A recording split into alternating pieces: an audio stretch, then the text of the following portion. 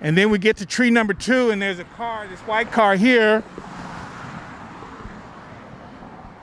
is as if the police car. So the white car that just passed would be similar to what the police car was coming down southbound on Raymond, with the exception that it was in the lane on the left-hand side. So we're going to do it again. This car here, the silver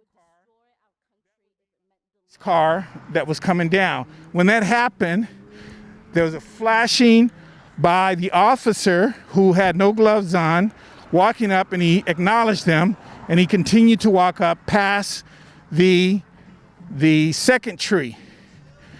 As he continued to appear as though he was looking for it, somehow he decided to start to go into the street instead of away from the residence.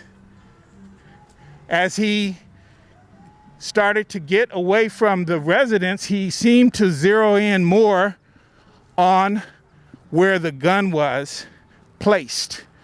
When he walked up the street, he passed the third tree, and in the circle here, there's a circle here, and what I'm going to do is I'm going to place the phone, the black phone, as though it was the gun.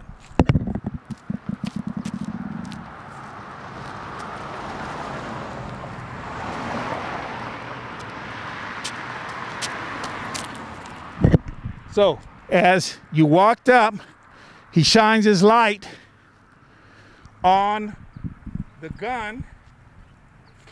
He looks at it, he sees, and he continues to appear to be looking as though he's looking for the gun.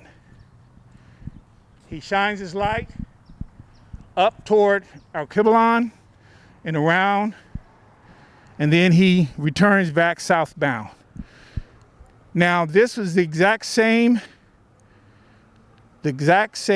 trail that the second officer took, except for in this case, the second officer came to the gun, and he actually came and he did with his hands, and he actually picked up the gun, and another officer asked him, "Is that it?" And he said no, and he continued to have the appearance as though he's still looking for the gun.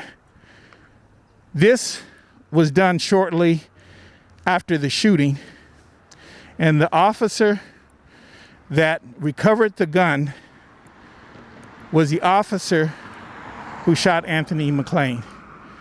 And once we identified this in a second video that was not posted on Pasadena Police Department website, it was only discovered because of the dedication of Bubba Odom Denham, who supported what we were doing here, and the advocacy that was put forth by other members of the Northwest to get answers, to take action. And through that process, we were able to clearly identify that corruption exists in the investigation of Anthony McClain.